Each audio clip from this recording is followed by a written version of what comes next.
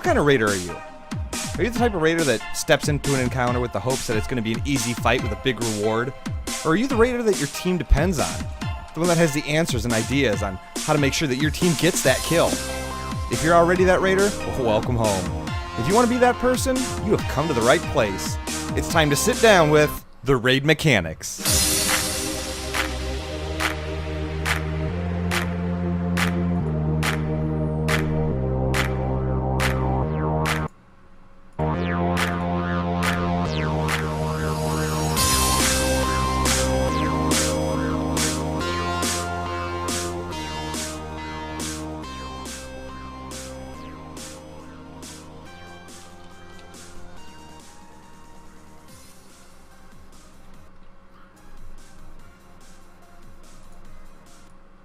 Welcome to BlizzPro TV's The Raid Mechanics, the show where we go over the tips and tricks and strats that will help you get your boss kills.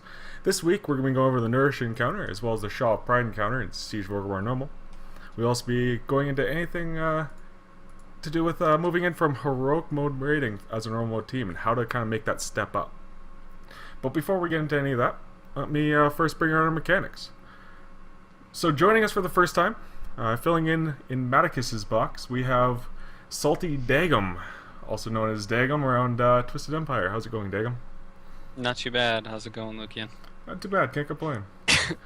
And returning once again, the man behind the website, the brain behind the robot, so to speak. It's Yellow5. How's it going, Yellow? It's going. Alright, so before we get into the show today, let's just quickly go over what we've been doing this week and what we've been up to. So, Dagum, why don't you start us out? Well, this week I'm on the Tuesday, Wednesday raid team for Twisted Empire, Team Paralyzed Frog, and we did our last normal farm, and this coming week we're going to go into heroics, so I could probably touch base on that transition a little bit there since we're actually going through it right now. But otherwise, I'm just excited about Hearthstone going into open beta and things like that. That's a lot of fun. Yeah, you're pretty big into Hearthstone, aren't you? I am. Actually, I'm going to start streaming it soon. So. You think nice. you think you can beat my Paladin deck yet? Yes. Oh, you bastard. Without a doubt. How about you, Yellow? What have you been up to this week?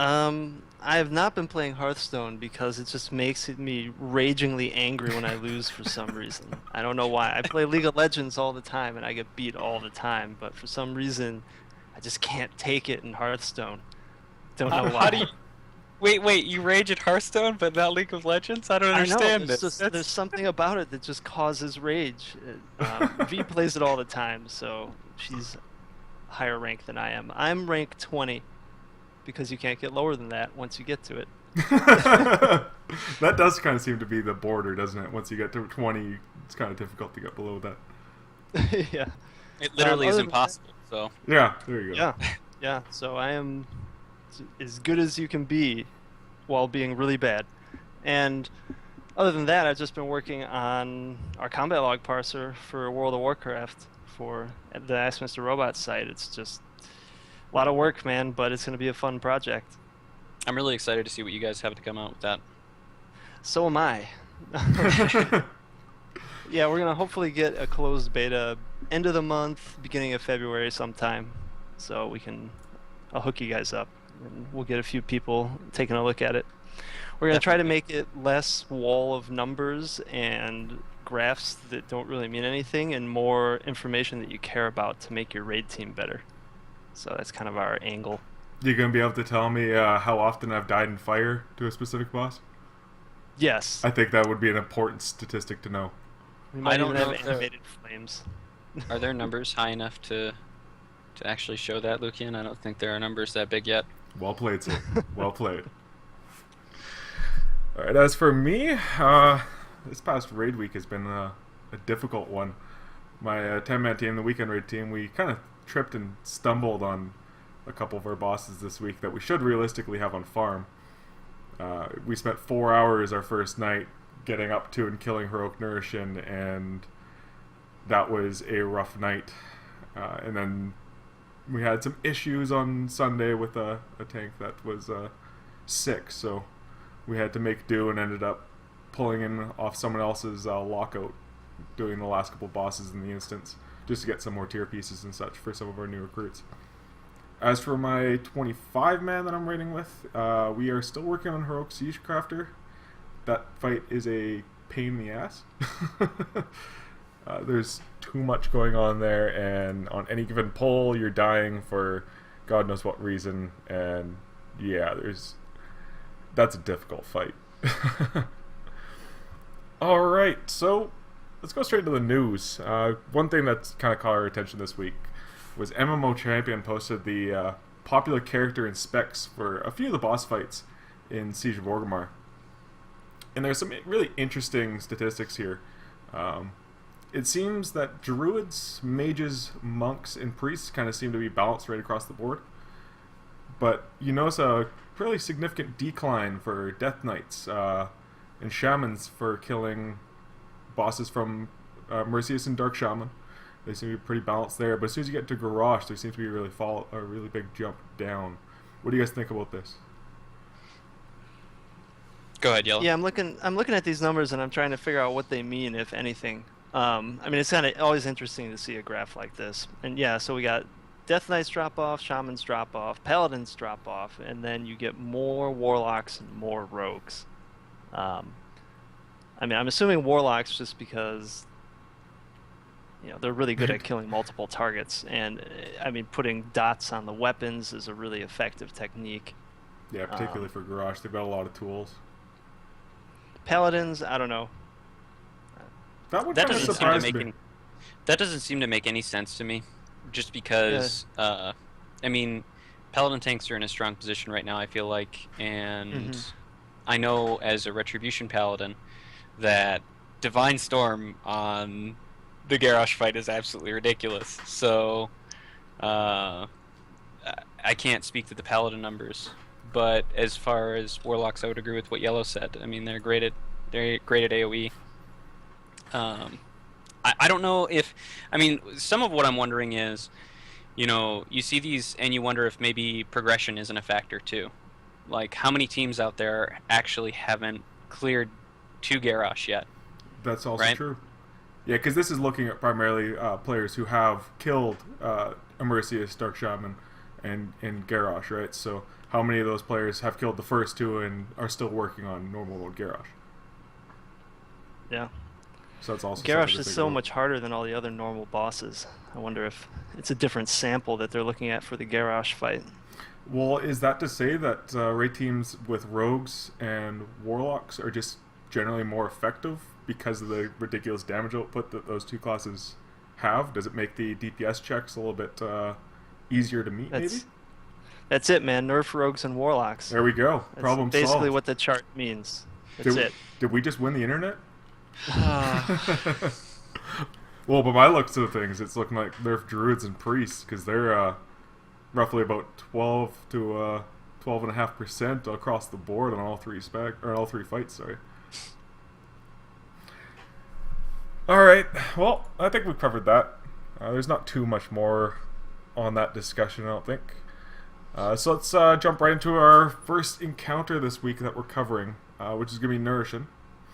So, after a little bit of discussion after the last episode, and taking a little bit of feedback, instead of kind of going into all of the different mechanics and how to deal with all the specific mechanics, instead what we're going to do is just kind of give you guys a working strat and how to get through these bosses, rather than really kind of numbing you guys with useless information like what every individual mechanic does.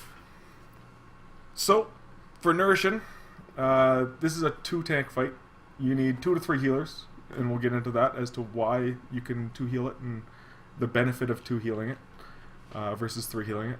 And mixed DPS really works. Ranged multi-dot classes generally work better on this fight because of the adds. They're easier to deal with as a ranged class. But realistically, mixed DPS works. I wouldn't really favor taking any specific class over another, but anything will really work for this fight. It is a bit of a DPS check, so just generally take your top DPSers. So, really quickly, I'm just going to go into a really quick breakdown of the stuff that you need to know of how the fight works. Right at the start of the fight, there's going to be 2 gold orbs that spawn, and what these orbs are going to do is they're going to put you into the test realm. Now, the test realm is going to change depending on whether or not you are a healer, tank, or DPS. Now, when you complete the test realm, you are going to clear out all of your corruption, which is the power bar that you have on this fight. It starts out at 75%, and when you clear your corruption, you're going to gain a buff that increases your damage and your healing output. So it's really important that you try and clear your corruption.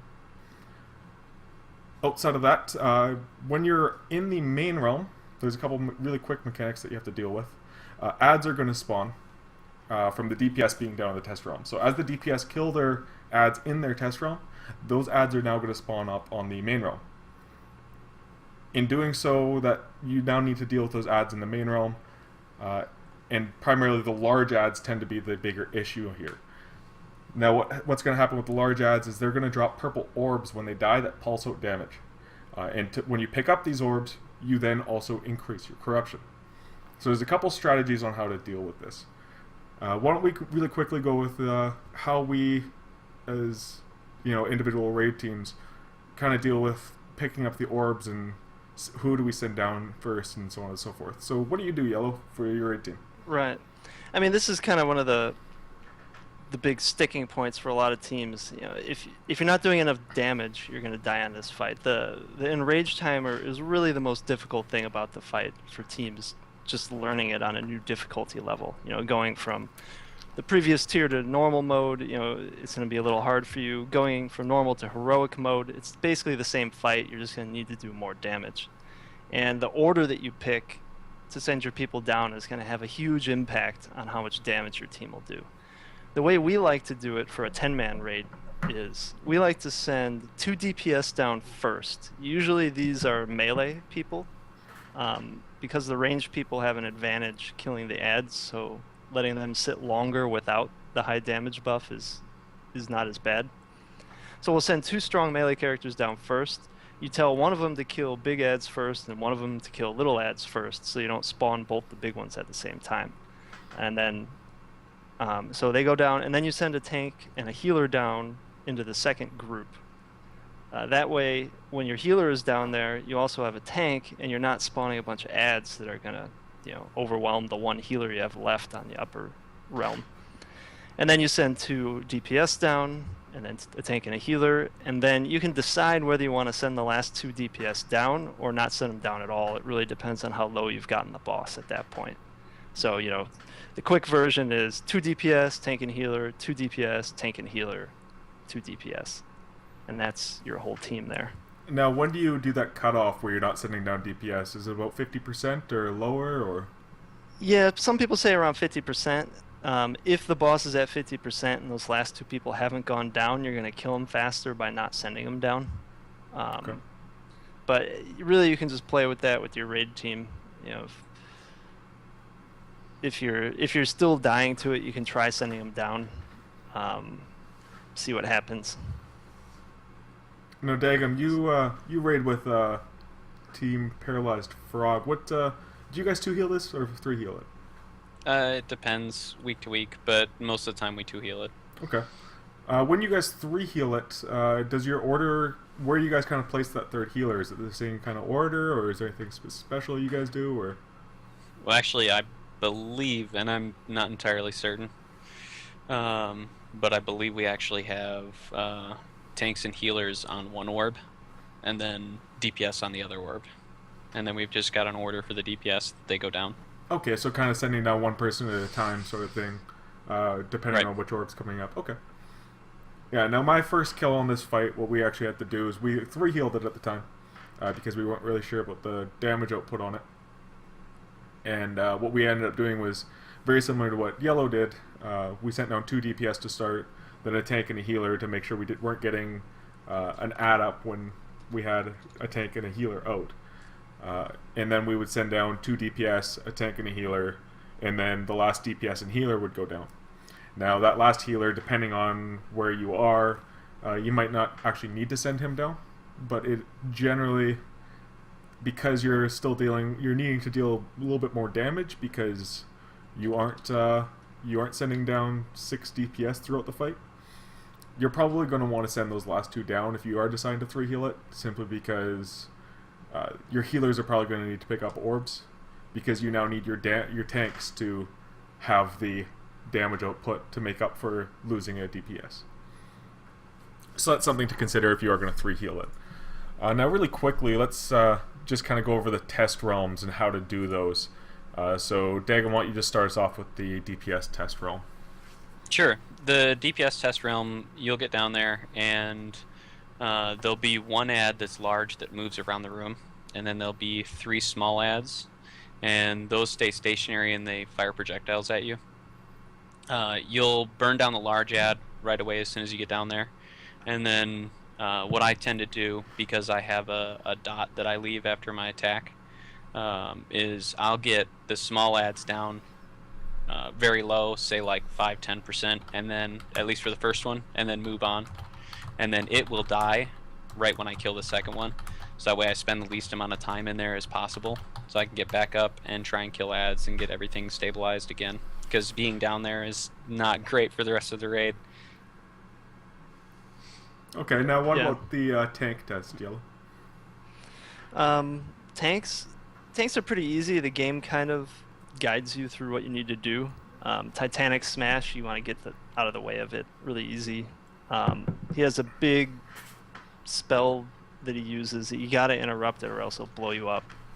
And then he uses 2 other abilities. One is Piercing Corruption, I believe, and that one is designed to be mitigated by a physical mitigation ability.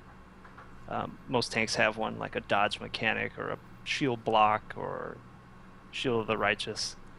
And then there's a Burst of Corruption, I think it's called, and that's a magic damage ability. So usually you want to use your other active mitigation to deal with that one, like a shield barrier or a heal with one of the other tank classes. I'm a warrior, so everything is in terms of protection warriors for tanking. Yeah, that's really all there is to it. If you're one of the overpowered agility tank classes that can do tons of damage, you can actually kill him before the 60-minute timer is up, and that's good for your raid team. 60-minute timer, jeez, you guys take a long 60-second time. timer, yeah. But yeah, I have actually killed it, with a few seconds to spare with my protection warrior, so I'm sure it can be done with another class that actually does damage. Yeah, and, it is definitely pretty easy to kill as a bear tank or as a monk, that's for sure. I can honestly say that I have no problem killing them as a protection paladin, but the only other I'm stacking haste, so right. I mean, the only other tip I have for tanks regarding the test is the damage is really not that big a deal for the tank in the normal realm, so you can go ahead and use your cooldowns if you're getting in trouble in the test realm, because you don't have anyone else to heal you. So go ahead and pop those cooldowns if you're getting low. That's really all there is to it. And as a team with a warlock, I'm sure it helps to be able to throw on lock rocks if you need them and such. Yeah. Alright, so for the healer test, it's pretty simple. You're going to have 3 helper guys and 1 DPS big ad in the middle that you need to DPS down. Now, you kind of have 2 ways of dealing with this. You can either, if you are a monk or a discipline priest or a druid that has Heart of the Wild, you can really just focus on the ad, just burn him down. But if you're, say, a shaman or a paladin who really doesn't have the damage output to do that, what you're going to want to do is just kind of heal up your helper guys, your three party members, I guess, and make sure that you dispel them. They're going to get a dot on them. It's really easy to tell who has the dot. It kind of forms a gray cloud at their feet. Just make sure you're dispelling them as quickly as possible, just to make sure that they don't die, because if they die, you instantly fail and get kicked out. So it's kind of a toss-up. You can either focus on putting out damage or just go the easy route and just make sure they don't die and wait the time. And as soon as the time runs out, you're good. You're back into the other realm and your corruption is cleared. Now, do you guys have any tips or tricks for this fight that you guys can suggest? Any thing in the main realm or anything like that? Well, the only other thing I can think of interest here is like I said, not doing enough damage is really the main thing that gets people on this fight. One thing you can do to help that out is define a good order for soaking up the orbs when you kill the big manifestations.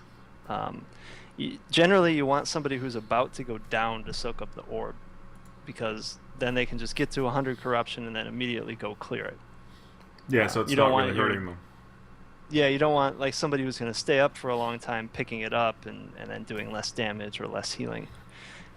So usually what we do is, your 2 DPS go down, and then the tank and the healer who are going to go down next soak up the 2 orbs spawned by the guys who are down there. So usually we send the healer down first, and then the tank gets the next one, and then they come out, and you immediately tank swap when your tank comes out, so that you have one tank doing more damage, and then the other tank just kind of hangs out, and you just kind of repeat that. The 2 people who are going down soak the orbs that were spawned by the previous group of people. Yeah, that makes sense. That makes a big difference. And then depending, if you're doing that on normal mode, you can use your healers to soak up, even 2 healing it, you can use your healers to soak up all the orbs after everyone's gone down. If you're doing it on heroic, you usually want your tanks to soak it up, because the healing is kind of brutal on 2 healers. Yeah, it's pretty rough on 2 healers, that's for sure. I think we're already using our tanks to soak up the orbs for the most part in our group. So I know Twig is all about pushing to already be ready for the heroics and play like we're doing the heroics already, which is usually a pretty good strategy to transitioning into heroics. We'll actually cover that later, though. Yeah. Now that's all I got, man. Yeah, there's a couple things you can do with, particularly with healers on this fight, that might make it a little bit easier as well. Making sure that you send your Disciplined Priest or Mistweaver Monk down first definitely does help. Disciplined Priests kind of double dip on this encounter when their corruption is cleared. They get both a buff on their damage as well as a buff on their healing. So that makes it somewhat easier for them to justify them going down first, because you're going to get that increase on damage and healing buff, and just kind of make the entire encounter a little bit easier on the healers, having them go down first.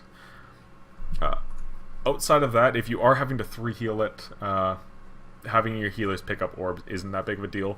It is going to make the DPS in Rage a little bit tighter, so you want to make sure that your tanks do have a clear corruption bar to make sure that their damage output's high enough that you make up for that lack of extra DPS.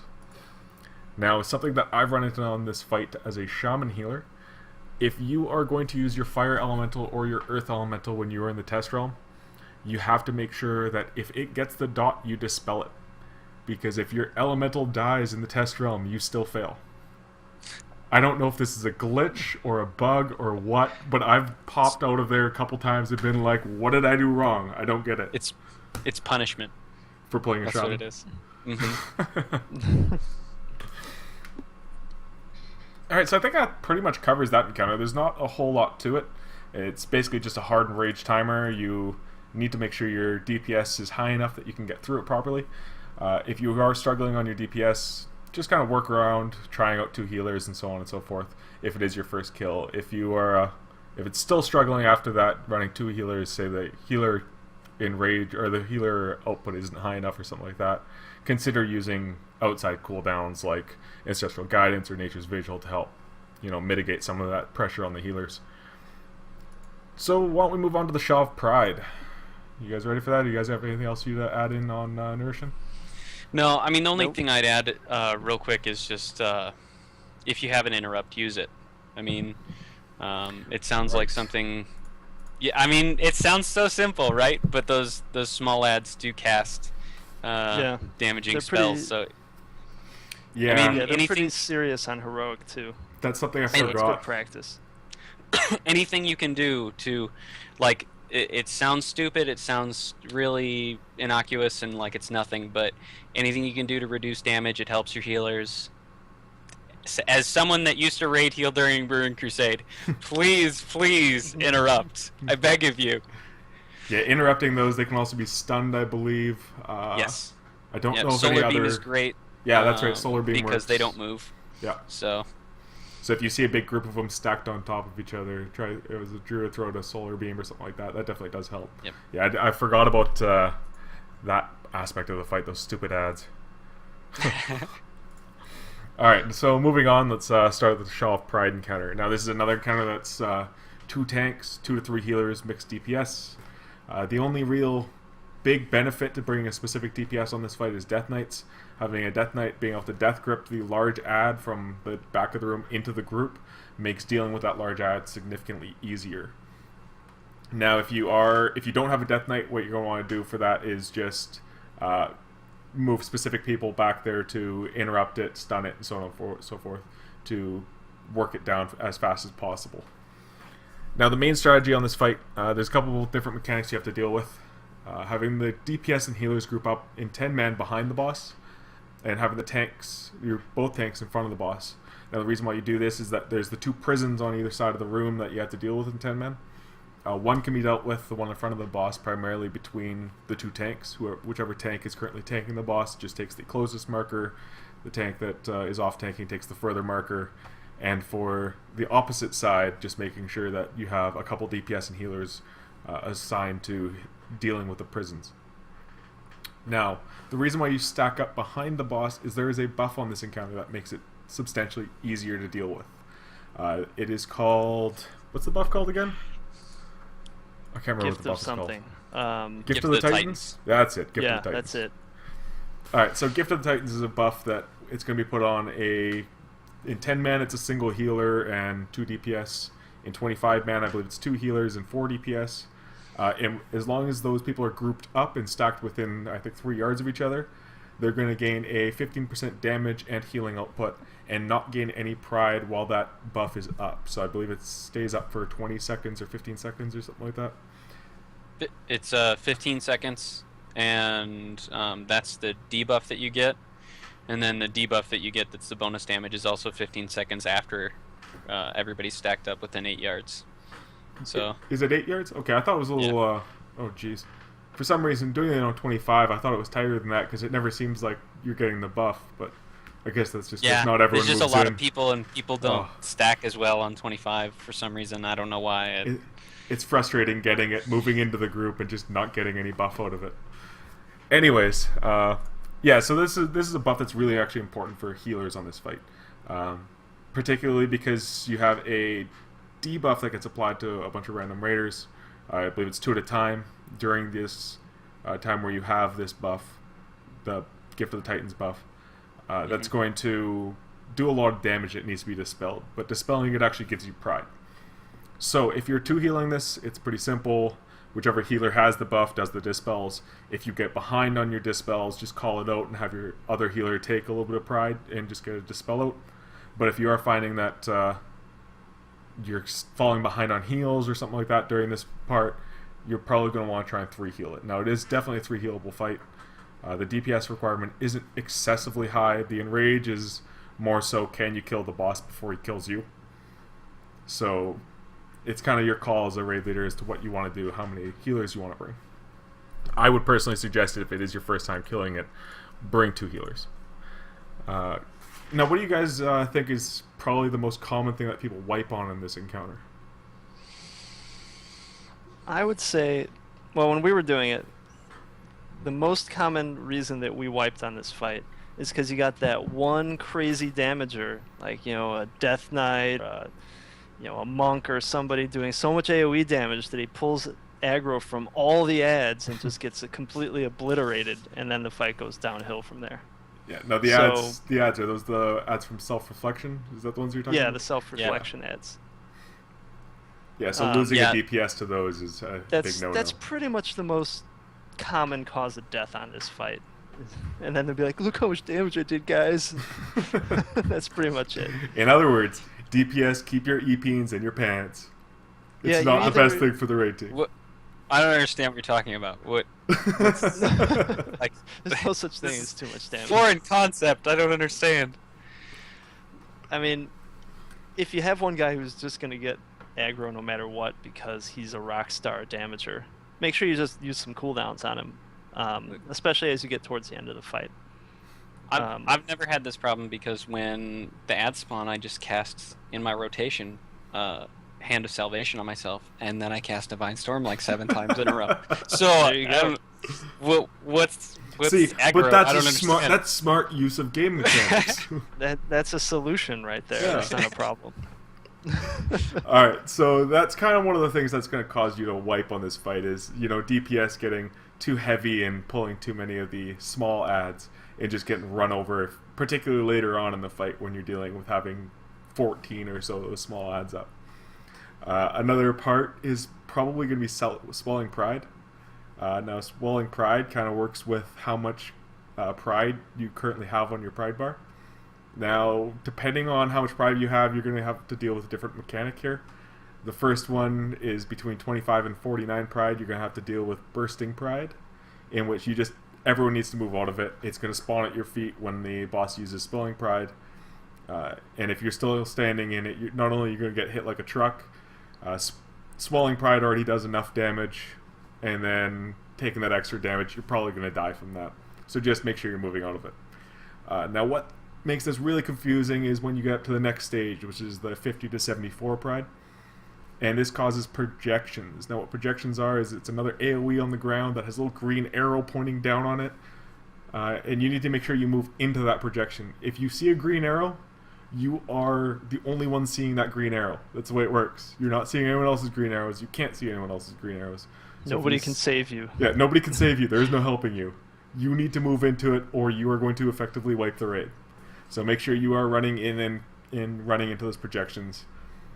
In the last one, chances are you're not really going to have many wipes caused by this, but if someone does happen to get up to like one of the really high pride levels, which is the 75 to 99 pride, you're going to end up getting a debuff put on you called Aura of Pride, in which everybody within, I think, 8 yards of you is going to take damage and pulsing damage, and every tick of that's going to increase their pride levels.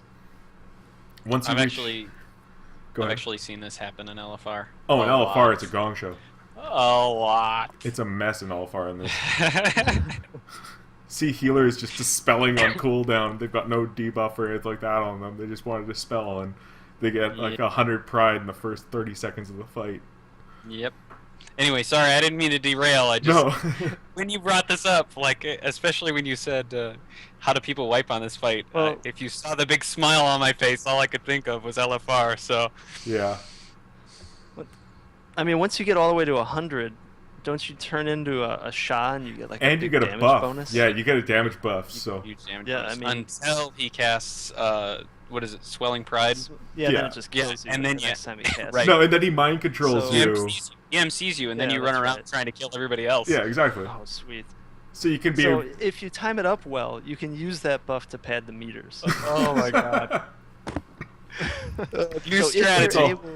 if you're able to Scumbag pad the GPS, it's meters happening. using the buff, Yeah, we it's highly all about recommend padding it. the meters, right? Yeah, so like you said, at 100 pride, you get mind controlled when he uses his next Swelling Pride. Now, how do you clear your pride? Now, it's going to happen automatically when you get to 30% on the boss's health. So it's kind of a race between your pride meters and the boss's health. Generally, if you start losing DPS early or something like that because someone's not dealing with the mechanic properly, that's how you're going to die on this fight. Like Yellow said earlier, having a DPS blow up on the ads and spawn 14 ads and get all of them on him and just get annihilated, it's going to cause problems later on in the fight because now you don't have the DPS to actually kill the boss.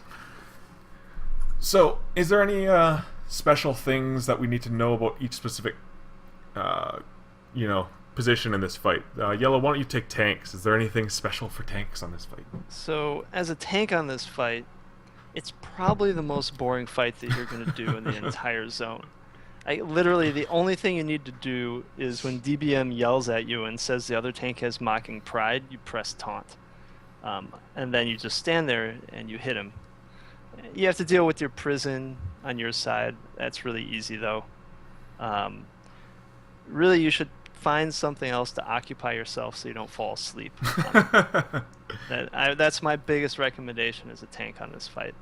It is Yellow a pretty was slow actually fight. telling me earlier that he plays Hearthstone during this fight, so I don't know. Yeah.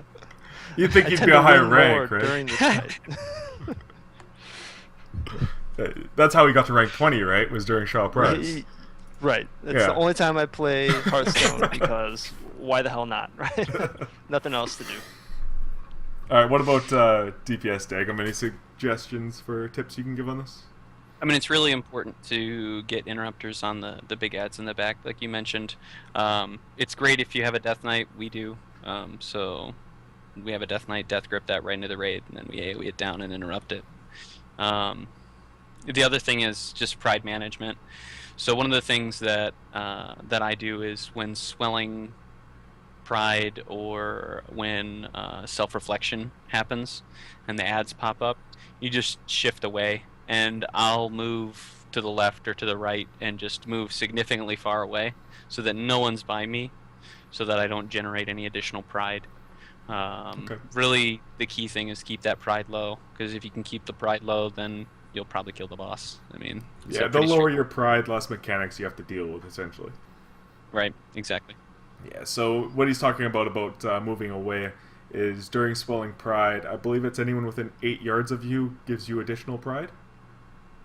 Is that it? I think once so. you're above Or is that- 25. That's from bursting pride, that's right, yeah. I just get away from everyone. That's Yeah, all I there know. you go. Yeah, so Yeah, just once you're above 25. If you're below 25, you don't have to do anything. now, speaking of being above 25, healers on this fight, you're probably frequently going to find yourself above 25. Because what's going to happen is the debuff that I mentioned earlier that needs to be dispelled, it does a fair amount of damage. And if you're missing dispels, or if the person who has the Gift of the Titans buff isn't dispelling, that means it falls upon the next healer to kind of clear up and keep everything caught up, sort of thing. Because if you let these dispels get out of hand, you're going to die, because there's just too much damage to heal through, particularly if you're 2 healing it. Now, if you are 3 healing it, it becomes a little bit easier, but that's really up to your raid leaders to how many healers you're going to want to bring.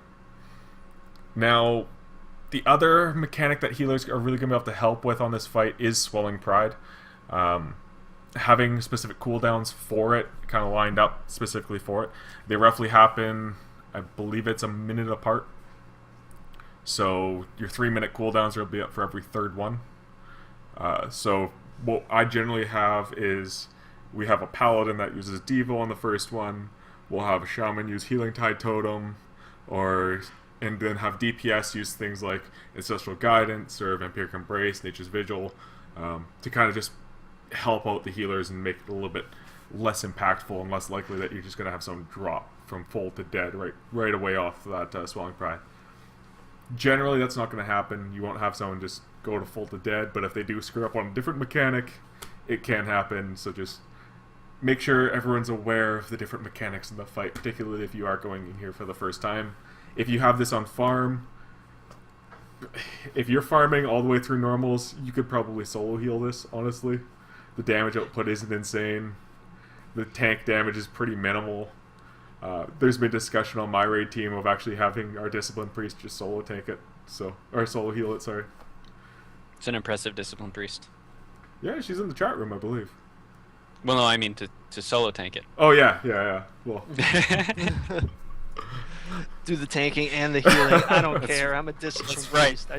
I have one button that does everything at the same time. there is actually a way to solo tank this fight, and that's just to have your rep paladin taunt off for every wounded pride.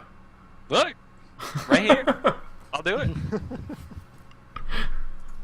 Alright, so I think that pretty much covers that encounter. There's not too much involved there. It's just basically dealing with your pride levels, making sure everyone understands how to deal with the different pride levels and so on and so forth. You guys have anything to add, or are we good to move on? I think we're good. Alright. So our open discussion today, we're going to be kind of just talking about how to move your raid team from a normal mode team into a heroic mode team. Whether or not you're just kind of cleared out normals and want to take the step up, and kind of what to expect when you first go in for your first time on Heroic or Mercius or whatever you choose to do as your first boss. So, Dagum, since you're just kind of starting out into your heroics, why don't you start us off with kind of your thoughts on how you know you're ready to step up into heroics as a raid team? How did I know you were going to say that? I think from my personal experience, one of the biggest things to recognize whether you're ready for heroics is, are you still having people dying to, standing in things? I mean, again, it's really like basic stuff. Like, if your kills are smooth, you're definitely ready for heroics.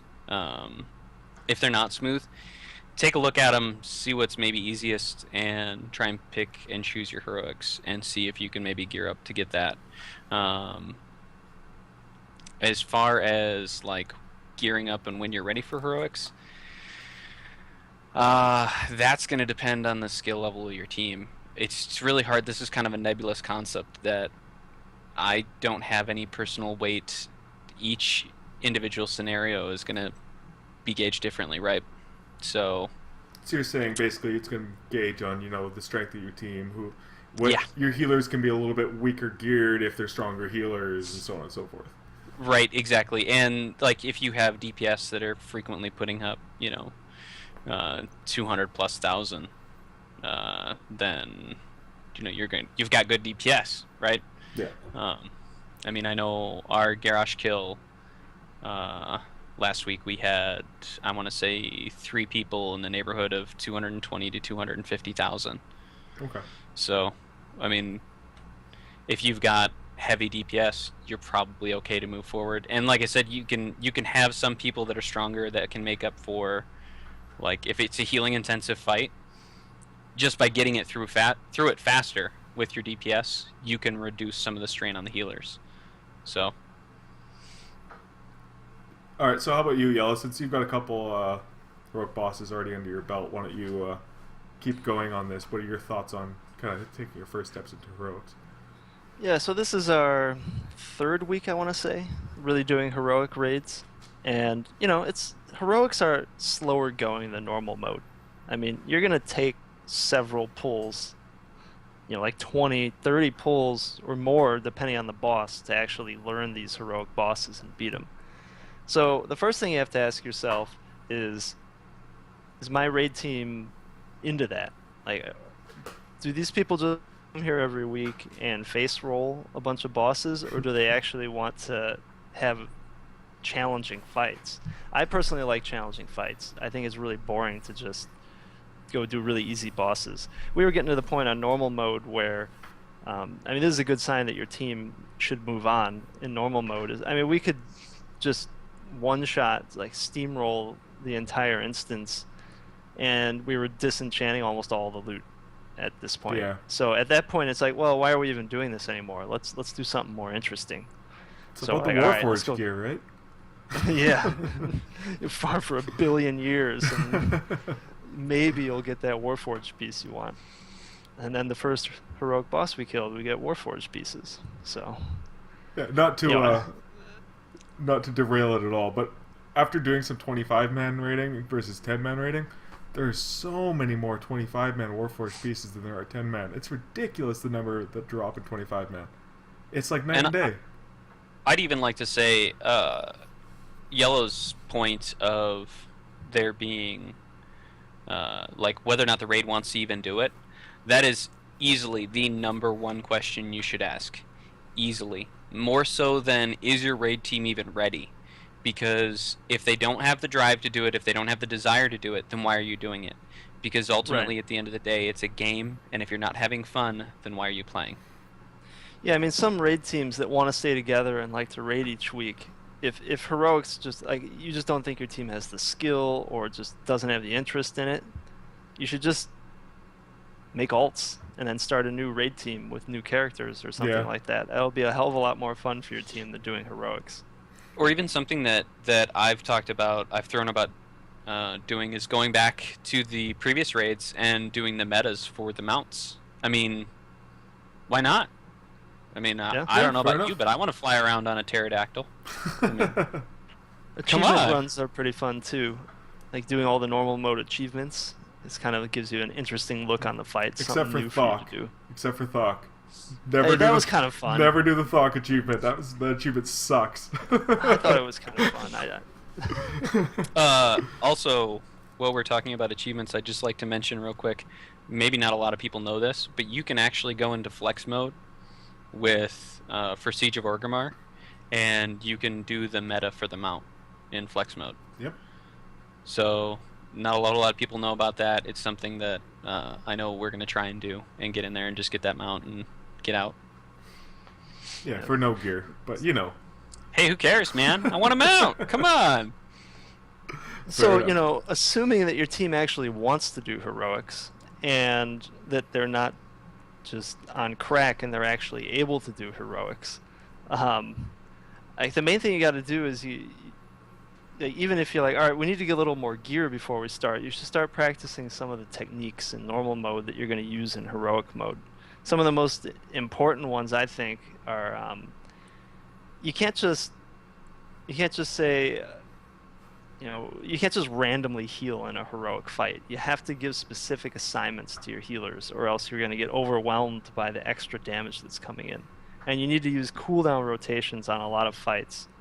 So, it's probably worthwhile to get like a consistent order that you use for a lot of cooldowns, so that people have an easier time remembering them, and you don't have to spend 20 minutes setting up every single fight. Most of these fights are cyclical, and you're going to use, there's going to be 3 times you need to use cooldowns and you need to rotate them. Well, just always do them in the same order. Yeah. Then your raid team, you go into a fight and we're like, oh, we need cooldowns for this. And you're like, okay, that's all the setup we needed to do. We need to do cooldowns. Yeah. And that'll keep your team alive. Now, what right now do you guys think would be probably the best fight to gauge your ability to really run cooldowns? Would you guys say Thok with that primary phase being all about the healer cooldowns? That'd be the best one to kind of gauge your raid team's ability to do that? Yeah, it's a pretty good one. I mean, it's a little trickier too because of the interrupt mechanic on that fight. Yeah. But I mean, most cooldowns are instant anyway, so it's not a big deal.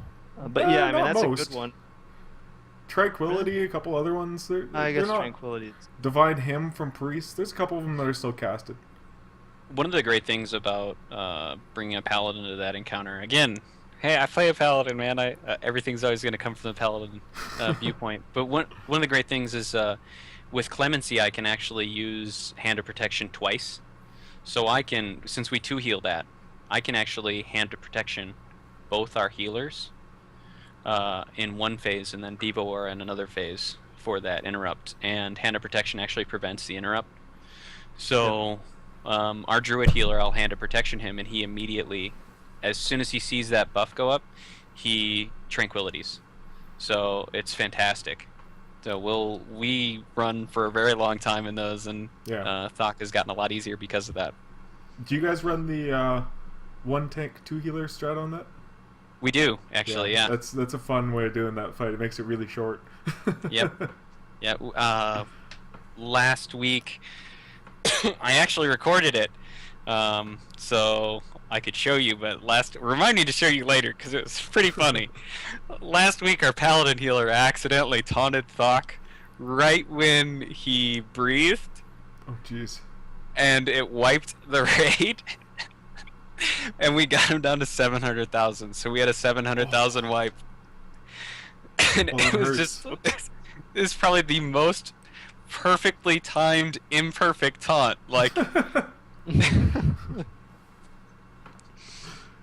Yeah, so what I'm kind of getting from you guys is that the generalization of when to move into heroics is when you feel comfortable with that you're strong enough to just kind of clear through normals in a given raid night, whether that be a 3 to 4 hour night or however long it may be. And then I mean, even if you're getting to Thok in a 3-hour night, like you're clearing really fast. You should probably think about moving to heroics if you've already killed Garrosh. Yeah. Now, let's move on to what kind of boss we suggest people taking on first in heroics. I know there's a couple easier ones. Do we want to touch on that really quick? Yellow, why don't you start us out with that? Yeah, I mean, a good strategy for getting into heroics is adding like one heroic boss to your normal mode clear. And some people, they just love the farms, so you gotta kind of sneak the heroics in on them. So Norushen is by far the easiest heroic boss, I think. That's because the mechanics don't change. Yeah, I mean, doing Norushen on heroic felt exactly like when we did it coming right out of Throne of Thunder. It's pretty much the same the same difficulty step right there. And then Immersius is the second easiest. Okay. We've been working on Fallen Protectors, and I kind of hate them now. That fight is a little brutal, particularly because it's so dependent on your interrupts and that sort of thing on Heroic. Yeah, so I would definitely suggest if your team isn't all in on heroics, that you skip over the Fallen Protectors for a little while. It's also a fight that you can definitely outgear. That's for sure. Yeah, I know our current plan is to actually just go in there and because we're disenchanting almost everything that drops. So our plan is to just go in there and start at Immersius and just work our way through, start to finish. So I mean, like if you're trying to make the transition slowly, perfect, yeah. But if you've already got everybody already disenchanting, then I'd say just work your way through. Just man up and do it, right? One thing to say on that, though, is considering Norushen, the third boss in, is probably easier than the Fallen Protectors. Would you suggest, just clearing Fallen Protectors on normal and getting that heroic gear to make Fallen Protectors a little bit easier, say, the following week? It depends. If you've spent 2 weeks on Fallen Protectors and you're not making any progress whatsoever, and I mean literally no progress, then you should probably skip it and move on and see if maybe you can gear up a little more. But yeah, I can understand that. I think right now, again, next week is our first heroic week, so we'll see, and I'm sure we'll gauge it from there. But currently the plan is to just plow through them. Yeah, another thing we like to do when we're doing all heroic progression now, and yeah, I mean, banging your head against the same boss for 2 weeks can get kind of demoralizing for a raid team.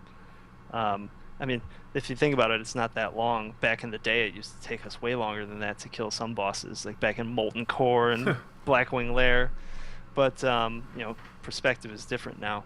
What we like to do is, maybe we're having trouble on Fallen Protectors, so we'll just skip over them for the week, kill Norushen, and then work on another boss like Sha of Pride or Galacras.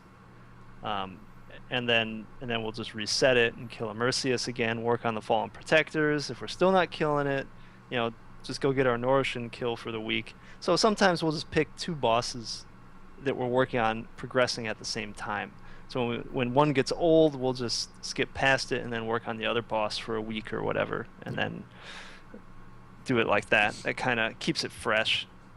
Right, it kind of breaks up the difficulty. Yeah. Kind It just gives you a new boss to look at. Yeah. Makes it a little bit less monotonous. Alright, so anything else either one of you guys want to put in on moving into heroics? Anything you guys still have to say? Or you think we covered it? Have fun.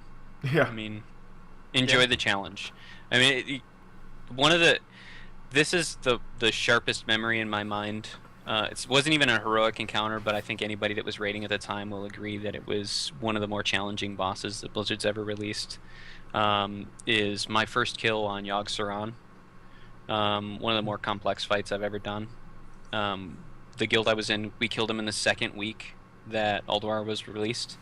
And I have a screenshot from when he died, and there were like 5 people alive. And it was the greatest feeling, literally the greatest feeling I've ever had playing this game. So, I mean, keep in mind, yeah, it's going to be challenging, it's going to be difficult, but that payoff is there at the end, and killing that boss is one of the greatest feelings you'll ever have. Yeah, it is definitely more satisfying getting those heroic kills. So if your team has any aspirations to heroic, go for it. I completely agree. I think stepping into heroics and taking that next step up and proving yourself as a raider is a really interesting aspect of the game, and it's probably my favorite aspect of the game. So, all right, so let's close out. Thank you for listening to the Raid Mechanics. Visit blizzpro.tv for all future episodes, as well as shows like The Edge, Spotlight, Twizcast, and BlizzPro Weekly. Also, don't forget to subscribe to the channel. You can follow us on Twitter at The Raid Mechanics. I am Luki and KT. Salty Dagum over here, filling in for Maticus this week, is at Salty Dagum. Yellow5 is at Ask Mr. Robot. And you can email any comments, questions, or suggestions and raid discussion topics to theraidmechanics@gmail.com. That's going to be it for this week.